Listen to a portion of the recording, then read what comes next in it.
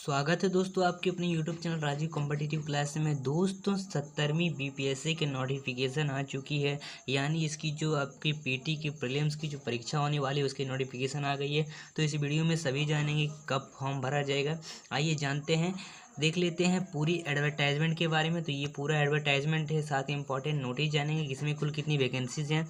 देख लो, सबसे पहले सामान्य प्रशासन विभाग बिहार सरकार के द्वारा विभागों से अलग अलग सेवाओं और संवर्गों के लिए प्राप्त रिक्तियां आरक्षण कोटिवार के आलोक में अधियाचना भेजी गई है।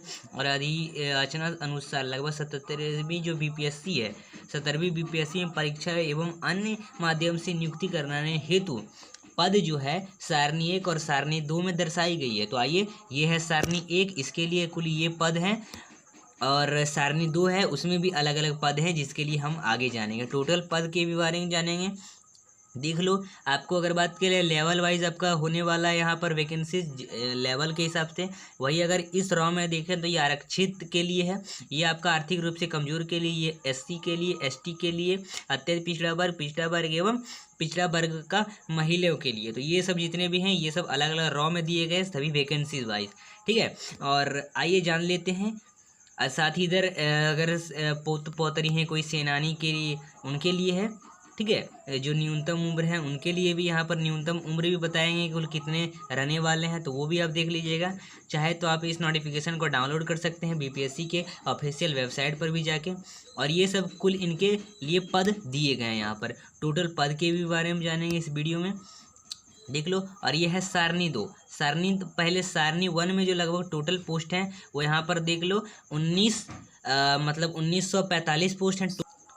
तो लगभग 1945 पोस्ट यहाँ पर दिए हुए हैं, ठीक है। आइए अब जानते हैं आगे सारणी 2 में। तो सारणी 2 में ये कुल इतने पद हैं। टोटल जो है यहाँ पर लगभग 12 पद यहाँ पर दिए गए। टोटल की बात कर लेते हैं तो ये सारणी 2 के लिए है। अब आइए देख लेते हैं साथ ही हम दोस्तों, यहाँ पर एक बात करने की नोट कहा जा रहा है कि दिव्यांगता की प्रकृति इस प्रकार दर्शाई गई है, यानी VI दर्शाई गई है, DD दर्शाई गई, OS दर्शाई गई, MD दर्शाई गई, इस तरह से दर्शाई गई है, ठीक है। चलिए आगे देख लेते हैं। अब योग्यता क्या क्या मांगा जाता है। 70वीं बीपीएससी की प्रारंभिक परीक्षा जो होने वाली है आपके प्रीलिम्स की, उसके लिए आपको मान्यता प्राप्त होना चाहिए किसी विश्वविद्यालय से। आपको कोई भी मतलब आपको होना चाहिए, कोई भी यूनिवर्सिटी से आपको स्नातक पास होना चाहिए, यानी आपको ग्रेजुएशन आपका कंप्लीट होना ही चाहिए, तभी आप इसके लिए फॉर्म भरेंगे। इसमें 2 वैकेंसीज आए। एक वैकेंसी है बाल विकास परियोजना के लिए। अब इसके लिए आपका जो है किसी मान्यता प्राप्त, पहला जो आपका देख लीजिए यहाँ पर सारणी 1 में आपका 70वीं बीपीएससी के लिए था, सारणी 2 में बाल विकास परियोजना के लिए था। तो आइए जान लेते हैं, किसी मान्यता प्राप्त विश्वविद्यालय से स्नातक डिग्री एवं वैकल्पिक विषय 1 में गृह विज्ञान, फिर मनोविज्ञान, समाजशास्त्र या फिर श्रम एवं समाज कल्याण, इनमें से किसी भी एक विषय में आपको मुख्य रूप से परीक्षा के लिए चयन करना होगा बाल विकास योजना के लिए, ठीक है। ऑनलाइन आवेदन भरते समय आवेदकों को शैक्षणिक योग्यता के कॉलम में स्नातक या फिर समतुल्य उत्तीर्ण संबंधी पूर्ण सूचना देना अनिवार्य ही है, ठीक है। ये बात यहाँ पर कहा गया है।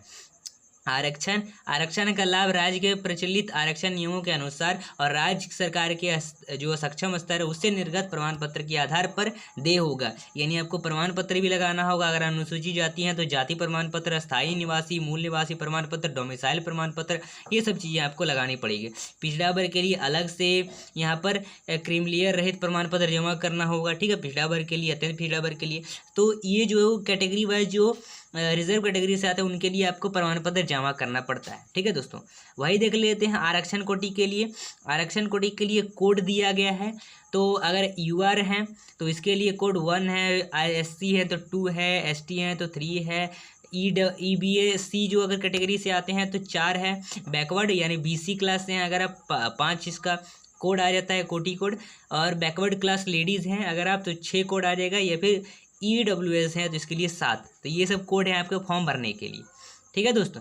चलिए, तो ये आपकी पूरी नोटिफिकेशन लगभग 14 पेज की है, और ये काफ़ी बड़ी अगर आप दिव्यांग हैं तो उसके लिए आप देंगे अपना सर्टिफिकेट लगाएंगे, ठीक है। तो ये काफ़ी बड़ी आ जाती है निकल के नोटिफिकेशन। इसमें आप देख लो, यहाँ पर याद रखना आपको क्या क्या लगने वाला है फॉर्म भरने के लिए। आपको मैट्रिक का प्रमाण पत्र लगेगा, स्नातक या फिर कोई समतुल्य डिग्री चाहिए, इसके लिए प्रोविजनल सर्टिफिकेट लगेगा। आप अनुसूचित जनजाति से, इसके लिए आपका जाति प्रमाण पत्र लगेगा। अत्यंत पिछड़ा वर्ग है, इसके लिए भी आपको क्रिमिनल रहित प्रमाण पत्र लगेंगे, ठीक है।